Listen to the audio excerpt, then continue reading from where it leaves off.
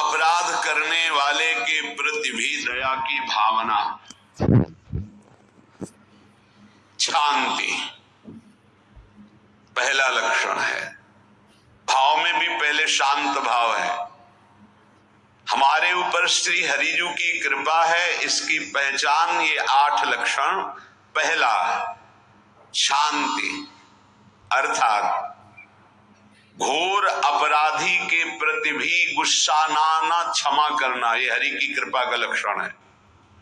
देख लो भाई, घोर अपराधी शब्द तो जाने दो, जरा सा प्रतिकूल हो जाए तो लाख समझाओ पर भ्रकुटी तनी रहती है। ईर्ष्या, द्वेष, मात्सर्य, द्रोह, ये उपासक के हृदय की विषय नहीं, ये तो गंदे विषयी पुरुषों के हृदय के लक्षण हैं। जहाँ ईर्ष्या है, मात्सर्य है, द्वेष है, द्रोह है, ये कुमति के लक्षण है, ये सुमति के लक्षण नहीं, ये हरि कृपा पात्र के लक्षण नहीं। आपसे जो अपराध कर रहा है, द्रोह कर रहा है, आपका क्षमा बल ये हरि प्रसाद से होता है। शांति, क्षमा बल।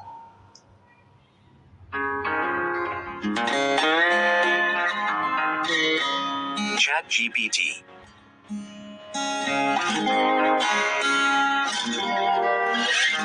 Download now. होता है शांति, क्षमा बल। शांति सह गया, क्या करूं, सहना ही पड़ेगा क्योंकि भगवत मार्ग में वो ऐसा नहीं होता। शांति, बुरा ही नहीं लगा, हरि कृपा पात्र को बुरा ही नहीं लगा। उमा संत के यही बड़ाई, मंद करत जो करे भलाई, ये सीधा शांति की व्याख्या है। अपने यहां मंगल गान में करत जे अनुशहन निंदक तिनहु पे अनुग्रह कियो, ये है हरि कृपा, ये है आचार्य कृपा, गुरु कृपा। अपराधी पर भी क्षमा का भाव होना, भला ऐसा है, अपराधी पर भी क्षमा का भाव होना, ये हरि कृपा पात्र में ही होगा, अन्य में नहीं।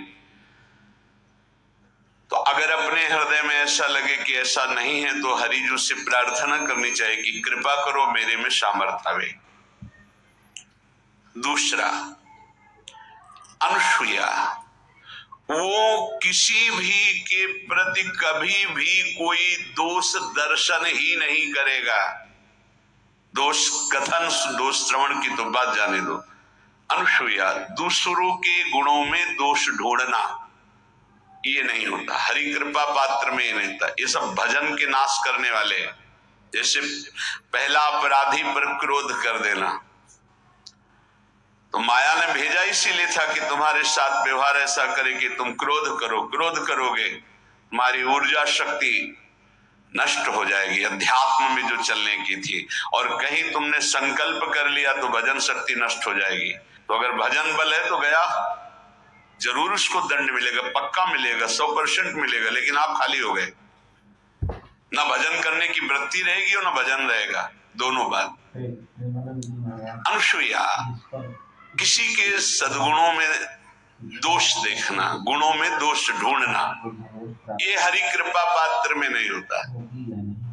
ये बहुत मंगलमयी बातें जिससे हमारा भजन मार्ग पुष्ट होता है। तीसरा, वो बाहर से और भीतर से पवित्र रहता है, हरि कृपा पात्र। शौचाचार का ज्ञान होना चाहिए, वस्त्र आपके पवित्र होने चाहिए, ये बाहरी जल रज आदि के द्वारा बाहरी पवित्रता, और निष्कपटता, निश्चलता, सत्य भाव, ये अंदर की पवित्रता है। अगर कपट है, छल है, असत्य है तो हृदय मलिन रहता है। भीतर और बाहर से पवित्र रहना, इसमें खास बात क्या है भीतर और बाहर से पवित्र रहने में? भीतर और बाहर से सदैव पवित्र कौन रह सकता है? तो बोले जो पुंडरीकाक्ष भगवान श्री हरि का, प्रियाजू का स्मरण करता रहता है, वो शवायाभ्यंतर शुचि, वो बाह्य और अभ्यंतर दोनों से पावन रहता है। तीसरी जो कृपा का लक्षण है, अर्थात वो सदैव भगवत चिंतन परायण, शौचाचार का पालन करने वाला, बाहर और भीतर से हरि कृपा पात्र पवित्र रहता है।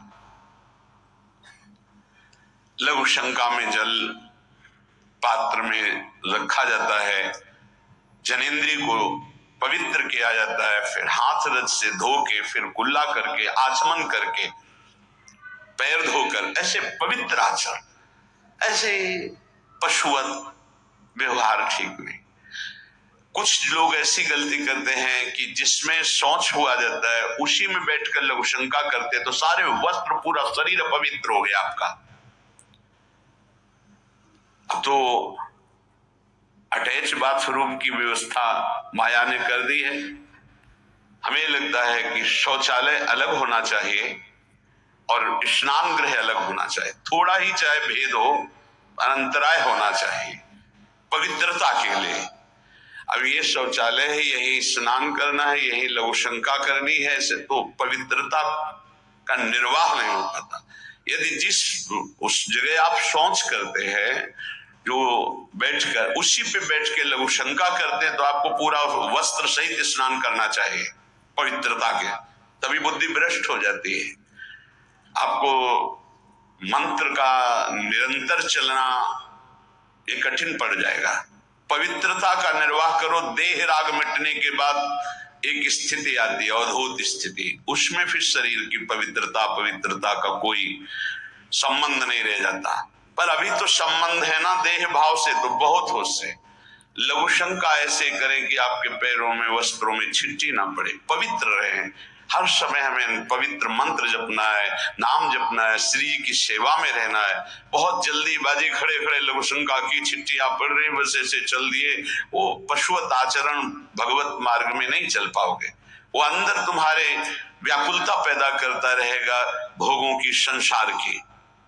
शौचाचार का बहुत बड़ा फल है, शरीर राग छूट जाएगा, ये बात समझ लो, शरीर राग छूट जाएगा। शरीर संबंधी पवित्रता शरीर राग छुड़ा देती है, आंतरिक रहस्य है ये। चौथा, ऐसे कार्यों का अनुष्ठान न करें जिनमें हमारा भजन छूटता है, जिनमें सत्य छूटता है, जिनमें भगवत भाव छूटता है। जैसे आपके ऊपर कृपा हुई, आप भगवत मार्ग में चल रहे हैं, अब आप ऐसे सांसारिक कार्यों का अनुष्ठान कर रहे हैं जिनमें आपकी चित्त वृत्ति बिल्कुल भगवत विमुख हो रही, तो जीवन का लाभ क्या होगा? लाभ तो है भगवत स्मरण सहित। इसी की मानो टीका है, छठदम शील विरत बहु कर्मा, निरत निरंतर सज्जन धर्मा। अगर ये वीडियो आपके पास 7 सितंबर जो हमारे पितृपक्ष शुरू हो रहे हैं उससे पहले आप तक आइए। सज्जन धर्मा,